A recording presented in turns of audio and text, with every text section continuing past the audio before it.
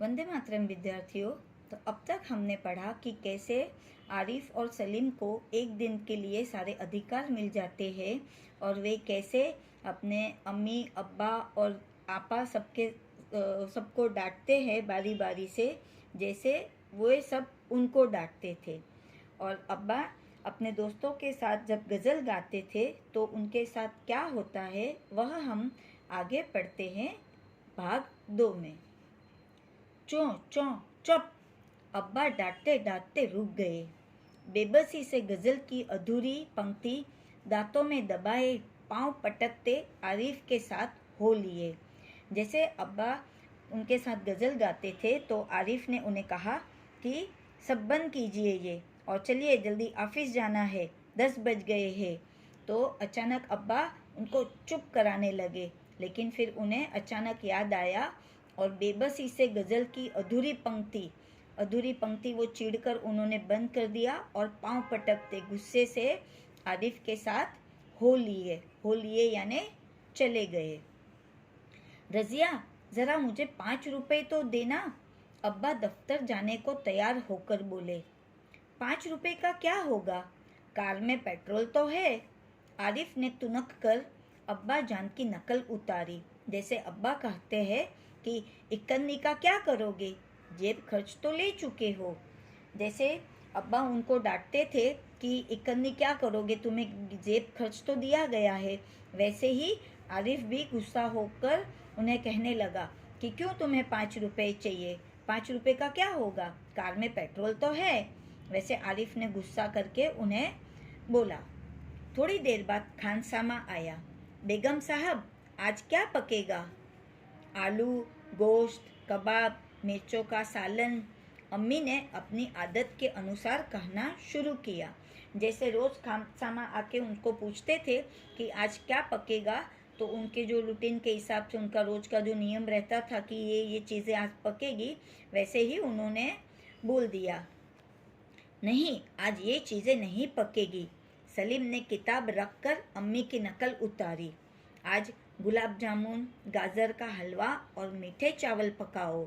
और अचानक फिर सलीम ने जैसे अम्मी कहती थी वैसे उनकी नकल उतार कर उन्होंने भी कह दिया कि नहीं, आज ये सब चीज़ें नहीं पकेगी, आज गुलाब जामुन, गाजर का हलवा और मीठे चावल पकाओ। लेकिन मिठाइयों से रोटी कैसी खाई जाएगी? अम्मी किसी तरह सब्र न कर सकी, लेकिन अचानक फिर अम्मी से सब्र नहीं हुआ और अम्मी बोल पड़ी कि मिठाइयों से रोटी कैसे खाएंगे, यानी रोटी के साथ मिठाई कैसे खाएंगे? जैसे हम रोज़ सिर्फ मिर्चों के सालन से खाते हैं, दोनों ने एक साथ कहा। जैसे आरिफ और सलीम के साथ रोज़ होता था, तो उन्होंने कहा कि जैसे आप लोग रोज़ हमें खाने के लिए देते थे, वैसे ही आज आपको इसी तरह खाना पड़ेगा। दूसरी तरफ दादी किसी से तू तू मैं किए जा रही थी। तू तू मैं यानी झगड़ा, किसी के साथ बोलचाल या झगड़ा कर रही थी। ओफो, दादी तो शोर के मारे दिमाग पिघलाए दे रही है। और तभी अचानक आरिफ बोलता है कि दादी तो कितना चिल्ला रही है, शोर के मारे दिमाग पिघल रहा है।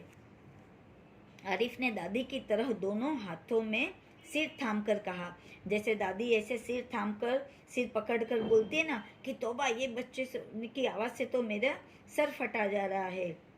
वैसे ही आरिफ ने उनकी नकल उतारकर उनकी तरह दोनों हाथों में सिर थमाकर कहा। इतना सुनते ही दादी ने चीखना चिल्लाना शुरू कर दिया कि आज ये लड़के मेरे पीछे पंजे झाड़ के पड़ गए हैं। मगर अब्बा के समझाने पर खून का घूंट पीकर रह गई। पंजे झाड़कर यानी सारे काम छोड़कर किसी के पीछे पड़ना, यानी कभी कभी ऐसा होता है ना कि अगर कुछ एग्ज़ाम आती हो या आपको स्कूल में अगर कुछ प्रोजेक्ट वगैरह दिया गया हो और उसी दिन आपको पूरा करके देना रहता है, तो मम्मी पूरा दिन बोलती है ना ये करो जल्दी करो, यानी किसी काम के पीछे लग जाना। पंजे झाड़कर यानी दूसरे सारे काम छोड़कर एक काम के पीछे पड़ना। तो समझाने पर खून का घूंट पीकर रह गई, लेकिन जैसे ही अचानक अब्बा ने समझाया तो उनके समझाने पर वह खून का घूंट पीकर रह गई, यानी क्रोध को दबा दिया, अपने गुस्से को दबा दिया। कॉलेज का वक्त हो गया। तो भाईजान अपनी सफ़ेद कमीज को आरिफ सलीम से बचाते दालान में आए। अम्मी, शाम को मैं देर से आऊँगा, दोस्तों के साथ फिल्म देखने जाना है। जैसे ही फिर शाम का वक्त हो गया और कॉलेज का वक्त हो गया था, तो भाईजान अपनी सफ़ेद कमीज आरिफ और सलीम से छिपाते हुए दालान में आए और अम्मी को कहा कि मैं शाम को देर से आऊँगा, अपने दोस्तों के साथ फिल्म देखने जाना है। खबरदार, आरिफ ने आंखें निकालकर उन्हें धमकाया।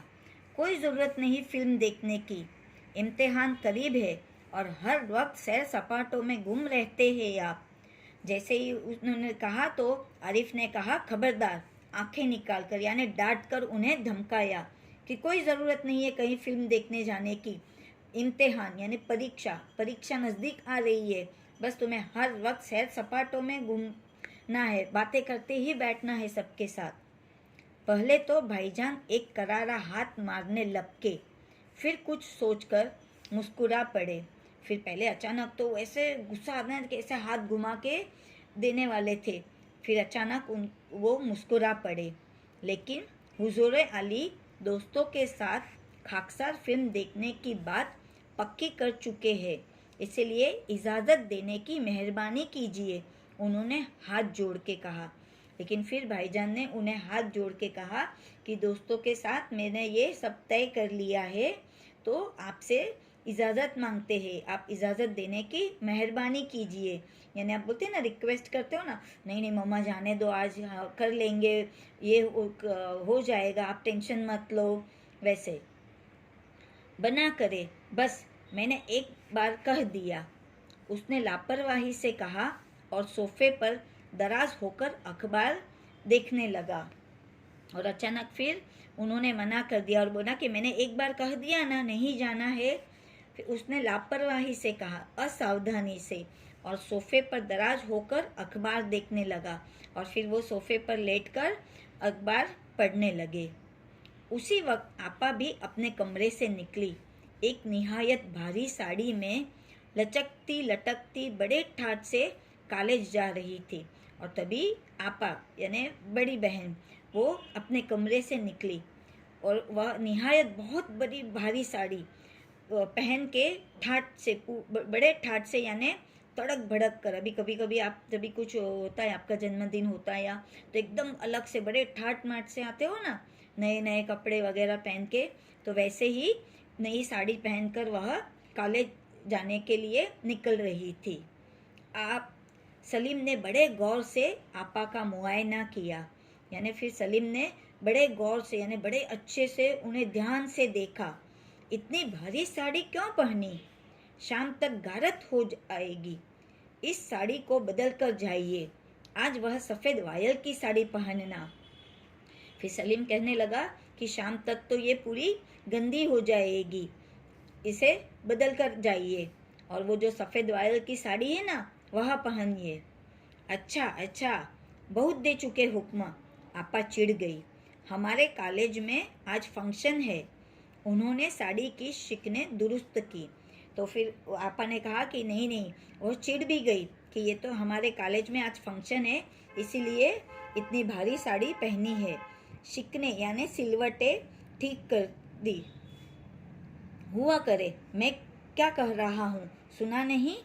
फिर वो कहने लगा कि हो तुम्हारे कॉलेज में फंक्शन हो तो मैं क्या करूँ, तुमने सुना नहीं मैंने क्या कहा कि जाओ जाकर साड़ी बदल लो।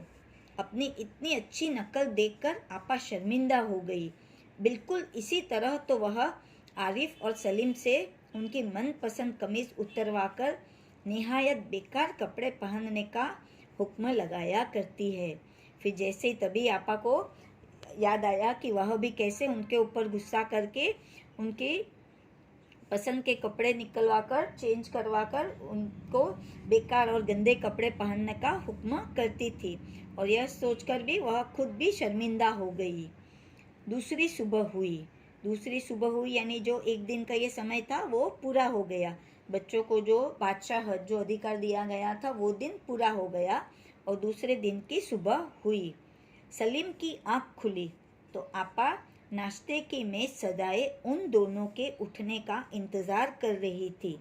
तो जैसे ही सलीम की आँख खुली तो उन्होंने देखा कि आपा नाश्ते की मेज़ सजाए, मेज़ पर नाश्ता तैयार करके रखे हुए उन दोनों के उठने का इंतज़ार कर रही थी। उन दोनों को चिल्ला के उठा नहीं रही थी। जब कब वो उठे वो उनके उठने का इंतज़ार कर रही थी।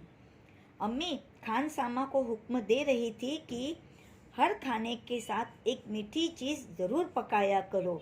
और तभी उन्होंने सुना कि अम्मी खान सामा को हुक्म दे रही थी कि अभी हर रोज़ खाने के साथ एक मीठी चीज़ ज़रूर पकेगी। आपको रोज़ ज़रूर यह एक मीठी चीज़ पकानी है। अंदर आरिफ के गाने के साथ भाईजान मेज़ का तबला बजा रहे थे और अब्बा सलीम से कह रहे थे, स्कूल जाते वक्त एक चवन्नी जेब में डाल लिया करो, क्या हर्ज है। और तभी अंदर आरिफ के गाने के साथ भाईजान भी मेज़ का तबला बजा रहे थे और अब्बा ने सलीम से कह रहे थे कि जब आप स्कूल जाओगे तभी एक चवन्नी जेब में डाल लिया करना, उसमें कोई हर्ज नहीं है। भले ही उनको जेब खर्च के पैसे मिल गए थे, लेकिन फिर भी उन्होंने कहा कि आप एक चवन्नी लेकर जाना। लेकिन ये सब बदलाव कैसे आया, जैसे छोटे बड़े बन गए और बड़े छोटे बने तो बड़ों को वो समझ में आया कि जब हम भी बच्चों पे चिल्लाते हैं तो क्या होता है, तो वैसे ही हमें चिल्लाना नहीं चाहिए। जब उनके ऊपर आया तो उनको समझ में आया कि ऐसा नहीं होना चाहिए और दूसरे दिन से सबका व्यवहार एकदम बदल गया और जो बच्चों को चाहिए था उस हिसाब से सारा पूरे दिन का काम चलने लगा। धन्यवाद।